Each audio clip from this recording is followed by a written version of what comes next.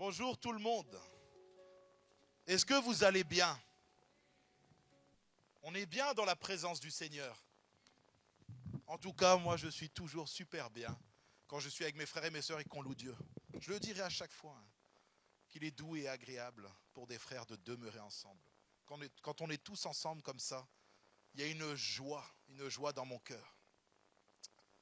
Alors aujourd'hui, on va parler du désert. Si je vous parle du désert, je ne sais pas si je venais vous interroger tous un petit peu là, et je vous demandais c'est quoi le désert pour toi, je pense qu'il y aurait beaucoup de réponses différentes. Certains me diraient, bon le désert c'est un lieu aride. D'autres me diraient, c'est un lieu où il n'y a pas d'eau. C'est un lieu où il n'y a pas de nourriture. C'est un lieu de solitude, on est seul. Le désert, ça me fait penser à ça. D'autres vont dire, il y a du danger. Et beaucoup vont aussi dire, c'est un endroit où il y a la mort. Je ne sais pas si, avant, je sais que dans beaucoup de films, il y avait ça. Quand on voyait une image du désert, on voyait souvent le squelette de buffle. Je ne sais pas si vous voyez ça. Et donc, il y avait toujours l'image de la mort dans le désert. Et aujourd'hui, pour nous, dans notre vie chrétienne, dans notre vie spirituelle, c'est la même chose. On a des temps de désert. On a des temps où les épreuves sont grandes, où les épreuves nous éprouvent, c'est le cas de le dire, nous fatiguent. Et on vit de temps de désert. Et la Bible ne nous épargne pas ces temps de désert, ces épreuves. Vous savez, Jésus lui-même a été envoyé dans le désert par le Saint-Esprit pour être éprouvé, pour être tenté. Jésus lui-même, le Fils de Dieu, a connu des temps de désert dans sa vie. Et aujourd'hui, j'aimerais vraiment qu'on se penche sur le désert. Est-ce que le désert, c'est positif? Est-ce que le désert, c'est négatif?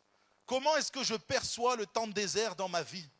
Moi, je sais que bien souvent, même au début de ma conversion, très souvent, dès qu'il y avait une épreuve dans ma vie, et une épreuve qui était grosse, je ne comprenais pas. Et un jour, je suis même tombé en dépression. Et je me rappelle, tout au début, quand j'avais donné ma vie au Seigneur Jésus, je lui ai dit, mais pourquoi je vis ce temps-là? Seigneur, je ne comprends pas. Je te sers, je lis la Bible, je prie, je suis sincère, je le fais de tout mon cœur, Seigneur. Mais en fait, on n'est pas épargné du désert. Jésus lui-même ne l'a pas été. Alors nous aussi, nous ne le sommes pas. Et alors que je demandais au Seigneur de mettre quelque chose sur mon cœur pour ce matin, j'ai eu le mot désert. Vraiment, c'était quelque chose de fort. Je me suis dit, ok Seigneur, le désert, mais qu'est-ce que tu veux me dire avec le mot désert? Et puis, je suis tombé sur le texte de Ésaïe au chapitre 40 et au verset 3. Ce texte nous dit, une voix crie, préparez au désert le chemin de l'Éternel. Aplanissez dans les lieux arides une route pour notre Dieu. Que toute vallée soit exaucée, que toute montagne et toute colline soient abaissées, que les coteaux se changent en plaine et les défilés étroits en vallons. Alors la gloire de l'Éternel sera révélée. Et au même instant, toute chair la verra, car la bouche de l'Éternel a parlé. Je tombe sur ce texte et je me dis, waouh Seigneur, la façon dont Ésaïe voit le désert, c'est quelque chose qui m'a parlé. Et ce jour-là, alors que j'étais en train de méditer justement sur le message, j'ai été touché de voir comment Ésaïe voit le désert. Moi qui a toujours vu le désert avec un aspect négatif, en fait, lui, il va parler du désert comme l'endroit où Dieu va être glorifié. L'endroit où Dieu va se révéler et on va voir la gloire de Dieu arriver. Et je me suis dit, c'est pas possible. Seigneur, j'ai toujours vu les temps de désert comme quelque chose d'horrible, quelque chose qui me déplaît. Et Ésaïe, lui, il voit le désert comme quelque chose où Dieu va être glorifié. Alors je me suis posé la question, je me suis dit, mais dans quel contexte Ésaïe a écrit ce texte? Il se passait quoi dans sa vie à ce moment-là?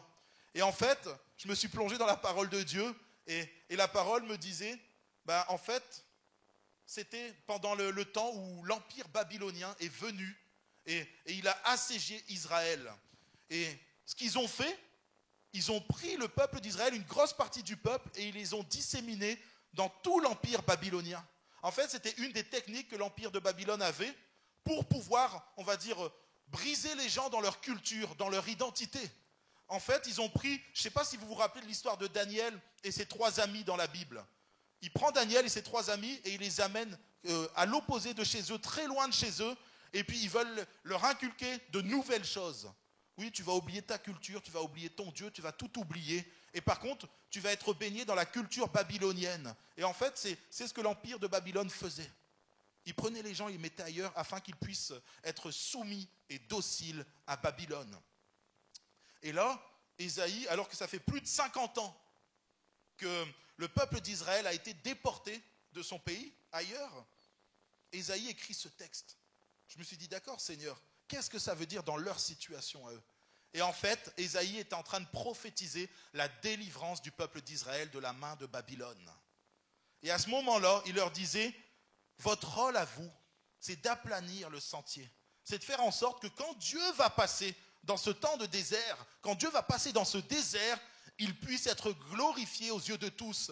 Préparez-vous, préparez vos cœurs à recevoir la délivrance venant du Seigneur. Mettez-vous en règle et Dieu va venir. Dieu va être glorifié en vous délivrant. Le monde entier verra la délivrance d'Israël. Et puis, il y a un deuxième aspect dans cette prophétie. C'est une double prophétie. Prophétie à l'instant où il vivait, mais prophétie aussi pour les temps à venir. En fait, Ésaïe est en train de dire que Jean-Baptiste va être celui qui crie dans la voie du désert et qui prépare le terrain à l'arrivée du Messie, à l'arrivée de Jésus. Quel beau texte. Je le trouve vraiment, vraiment magnifique. Une double prophétie qui parle de délivrance. D'un côté, la délivrance du peuple d'Israël et de l'autre côté, la délivrance du monde entier à travers Jésus. Je vais prendre quelques points, 3 points ce matin, pour voir avec vous comment, dans la Bible, les gens ont pu percevoir le désert. Et vous allez voir au fur et à mesure du message que en fonction de la façon dont on voit le désert, dont on perçoit le désert, il peut y avoir des conséquences derrière. J'ai manqué le but, c'est le titre de mon premier point. On va prendre un texte dans Exode au chapitre 14 et au verset 10. Il s'agit du peuple d'Israël. Je pense que c'est une des histoires les plus connues dans le monde. Comment Israël est sorti d'Égypte, comment Israël a été délivré de la main du pharaon d'Égypte. Et puis on en a fait des films, des dessins animés, et on en a énormément parlé. Exode 14. Pharaon approchait. Les enfants d'Israël levèrent les yeux, et voici, les Égyptiens étaient en marche derrière eux, et les enfants d'Israël eurent une grande frayeur, et crièrent à l'Éternel. Ils dirent à Moïse, n'y avait-il pas des sépulcres en Égypte, sans qu'il fût besoin de nous mener mourir au désert? Que nous as-tu fait en faisant sortir d'Égypte? N'est-ce pas là ce que nous te disions en Égypte? Laisse-nous servir les Égyptiens, car nous aimons mieux servir les Égyptiens que de mourir au désert. Premier point, peuple d'Israël, le désert égale la mort. Dans leur tête, le peuple d'Israël, quand ils sortent, à la première épreuve, pour eux, le désert est un tombeau géant, un endroit où ils vont mourir. Et quand l'épreuve arrive, tout de suite, ils se retournent vers Moïse et lui disent « Quoi? Mais le désert, c'est pour mourir, le désert, c'est la mort. Mais qu'est-ce que tu as fait, Moïse? On était mieux esclaves du peuple d'Égypte. » Est-ce que vous vous rendez compte? Ils préféraient rester esclaves que d'être délivrés et de traverser le désert. Le problème, c'est que ce peuple-là n'avait pas compris que le désert, c'était juste une étape pour le peuple. C'était une étape que Dieu permettait afin que le peuple puisse entrer en terre promise. Le peuple d'Israël est resté focalisé sur les difficultés du désert. Le peuple d'Israël ne pensait qu'à la mort à travers le désert. Et pendant 40 années, ils ont tourné en rond. Ils ont tourné en rond. Ils ont vécu des épreuves. Et le problème, c'est qu'ils ne voyaient que la mort à travers le désert. Et pas tout ce que Dieu avait prévu pour eux. Tous les projets que Dieu avait pour eux. Vous savez, pendant ces 40 ans, Dieu leur a manifesté son amour. Encore et encore. Ils avaient faim, Dieu envoie la manne qui descend du ciel. Ils avaient envie de viande, Dieu leur envoie de la viande. Ils avaient soif, Dieu leur envoie de l'eau. Vous savez, il y avait des peuples qui étaient autour et qui risquaient de les menacer, de les tuer. Dieu leur donnait la délivrance et la victoire. Pendant ces 40 ans, Dieu a usé de patience. Dieu a usé d'amour envers eux. Parce qu'il voulait que ce peuple sortent du désert pour atteindre cette fameuse terre promise. Mais ce peuple d'Israël est resté focalisé sur le désert, au lieu d'être focalisé sur ce qui venait après, au lieu d'être focalisé sur Dieu, au lieu d'être focalisé sur le moyen dont Dieu allait se glorifier, comme Dieu l'a fait en Égypte pour les délivrer. La Bible nous dit que de la première génération d'hommes qui est sortie d'Égypte, seulement 2 sont rentrés en terre promise, Josué et Caleb. Tous les autres sont morts dans le désert. Ce qui est triste, c'est que quand Dieu permet qu'on entre dans un désert, dans un moment où il y a des épreuves, ce n'est jamais pour nous faire mourir. Le souhait de Dieu, c'est que tu t'en sortes de ce désert fortifié, que tu t'en sortes grandi dans ta foi, renouvelé. C'est aussi que tu apprennes à te rapprocher de Dieu.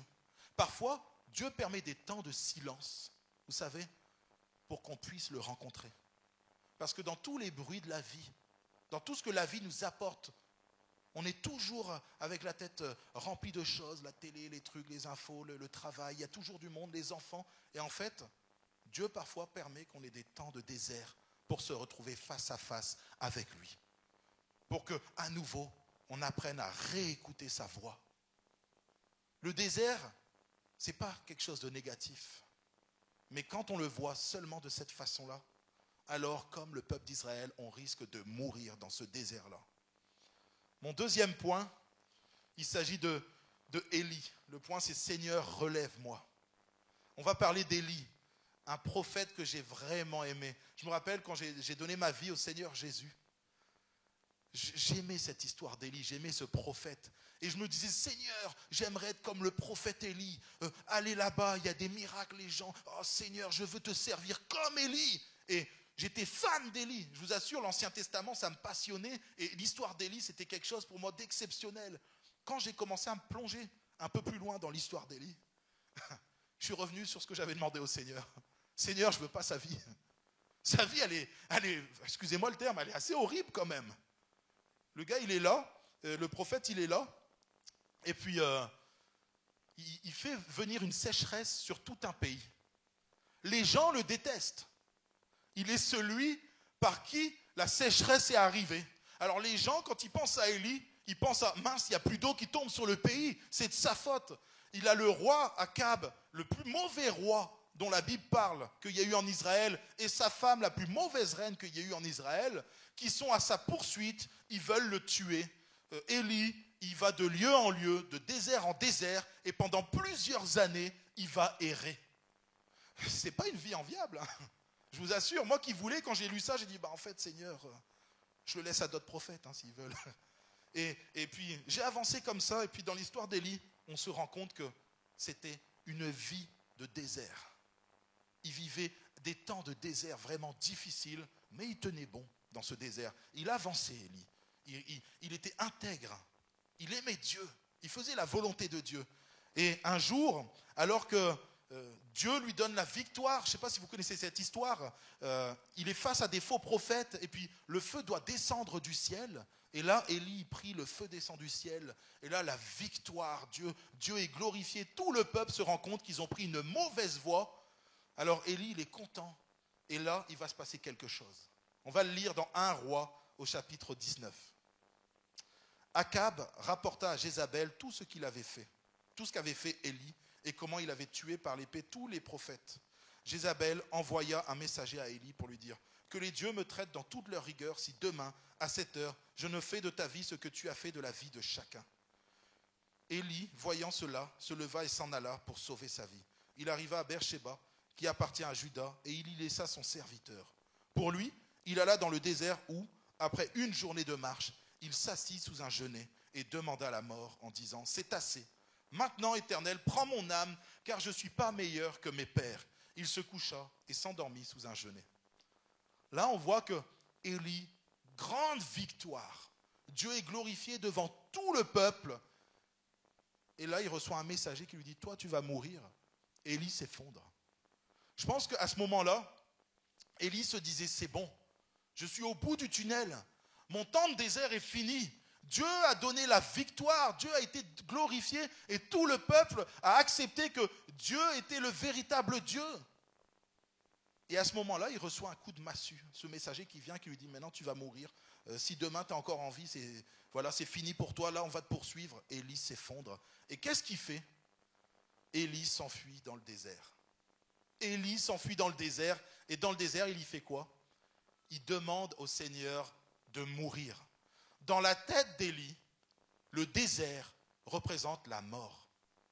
Comme pour le peuple d'Israël, Élie va dans le désert et pour lui, le désert, c'est un endroit où on meurt, où on y meurt. Il s'arrête là et pour lui, c'est là qu'il va demander à mourir. Élie est frappé encore d'une dépression. Il souffre, il n'en peut plus.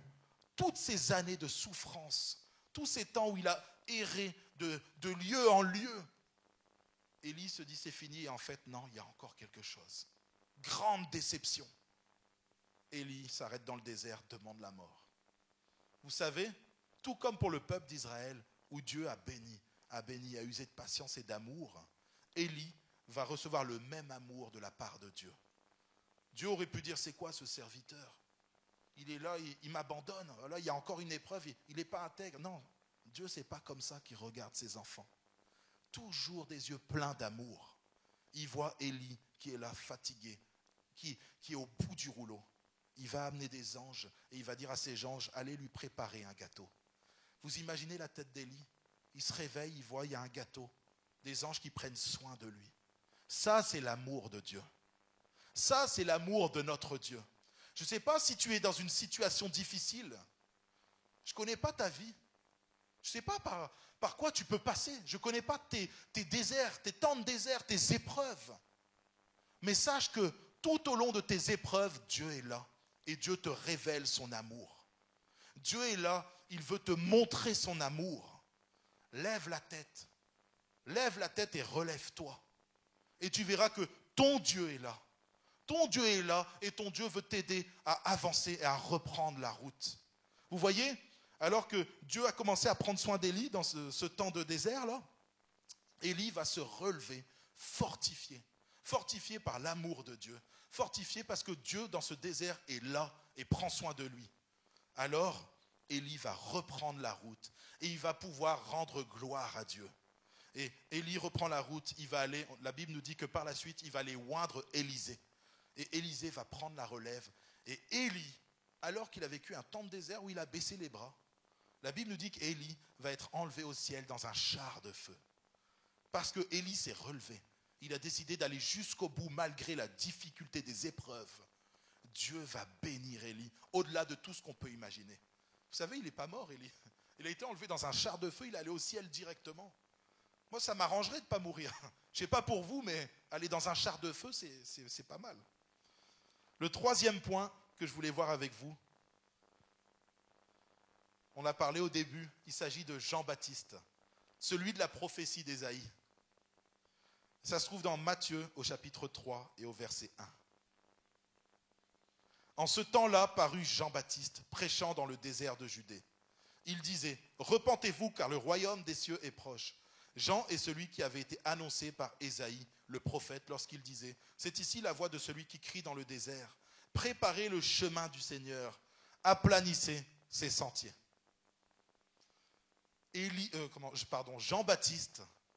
Jean-Baptiste est un homme qui aime Dieu, intègre. La Bible nous dit que Jean-Baptiste, sa vie était dans le désert.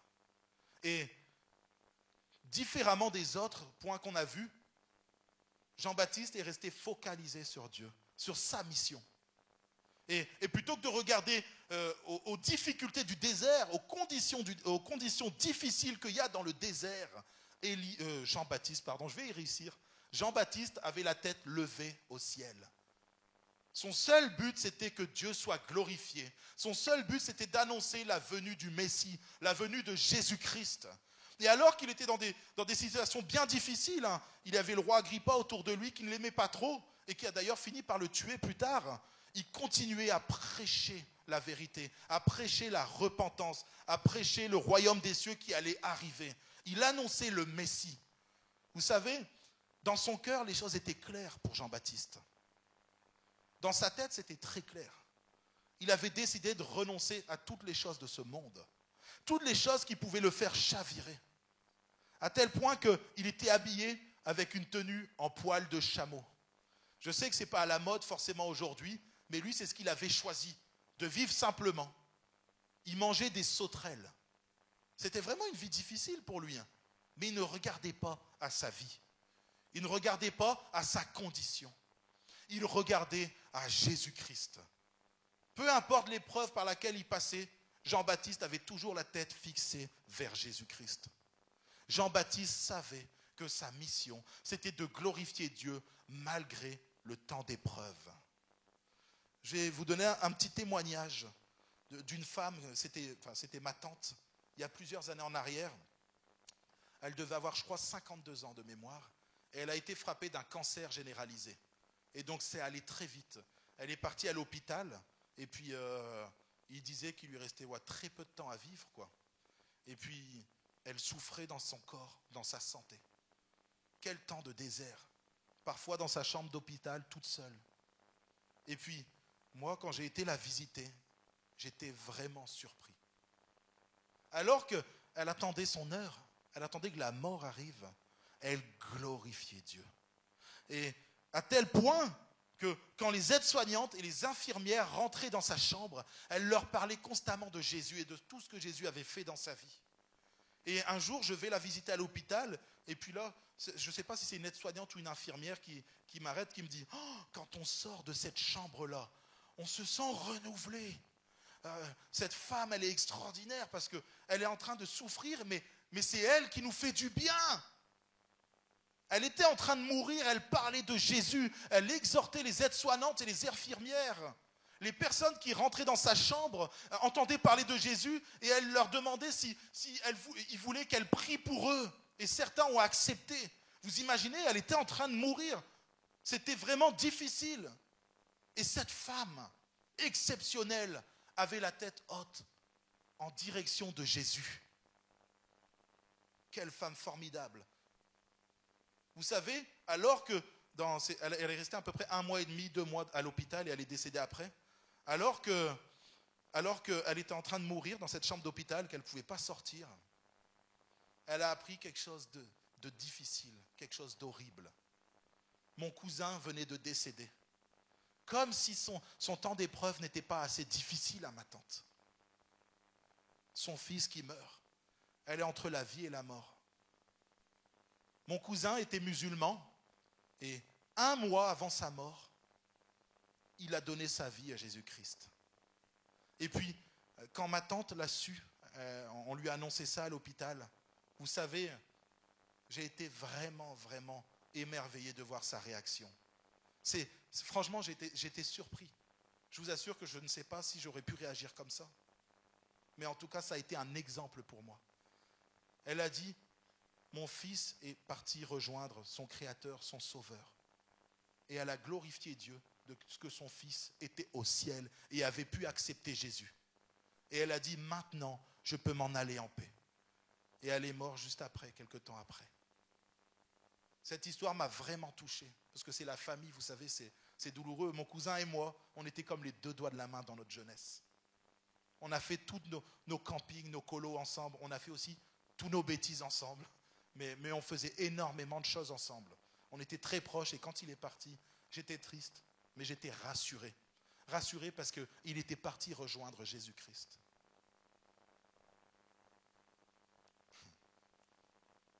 Dieu est bon. Dieu est bon. Et tout ce qu'il fait est bon. Et les épreuves par lesquelles parfois on passe, même si elles sont horribles et difficiles, Dieu sait ce qu'il fait et Dieu reste bon. On ne connaît pas tout, on sait que Dieu est souverain. Mais une chose est sûre, c'est que gardons les regards fixés sur Jésus. Gardons nos regards fixés sur le roi des rois. Ne baissons pas les bras. Et si jamais nous avons baissé les bras, Jésus est là, il nous tend la main. Jésus nous tend la main. Saisissons la main de notre Sauveur et il nous aidera à nous relever et avancer sur ce chemin difficile du désert. Peu importe l'épreuve que tu as dans ta vie.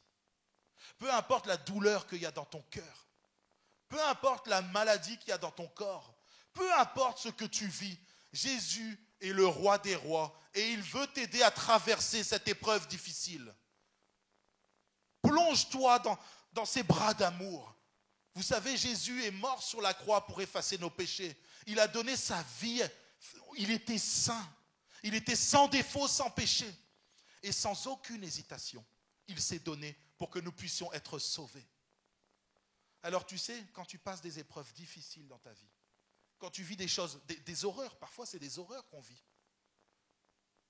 Jésus est là et veut t'aider à traverser ces choses-là. Jésus veut te remplir d'amour, il veut te consoler. Il veut réparer les blessures de ton cœur. Tends-lui la main. Tends-lui la main et Jésus va t'aider à traverser tout ça.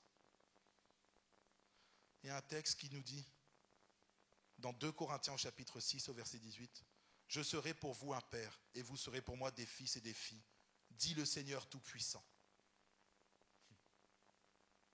Dieu ne se réjouit pas des épreuves que nous avons.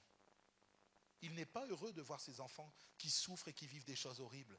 Mais ça, c'est les conséquences du péché. C'est les conséquences du jardin d'Éden. Ce n'est pas à cause de Dieu que nous vivons tout ça. Dieu n'est pas responsable de tout ce que nous vivons. Des choses horribles que nous pouvons vivre, c'est le péché qui a engendré tout ça. Mais Dieu est là. Et à travers nos épreuves, il est là. Vous savez, quand la tempête a soufflé, quand la barque a soufflé et que les disciples ont cru qu'ils allaient mourir, Jésus était dans la barque. Il dormait, mais il était là. Parfois, tu n'entends pas la voix de Dieu. Tu es dans un temps de désert et tu dis, le Seigneur ne me répond pas. Pourquoi ? Sache que le Seigneur est présent dans ta galère. Sache que le Seigneur est là et il souffre avec toi. Tu sais, quand tu souffres, Jésus souffre avec toi.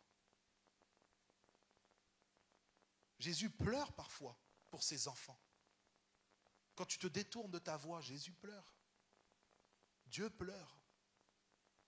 Dieu veut voir tous ses enfants sauvés.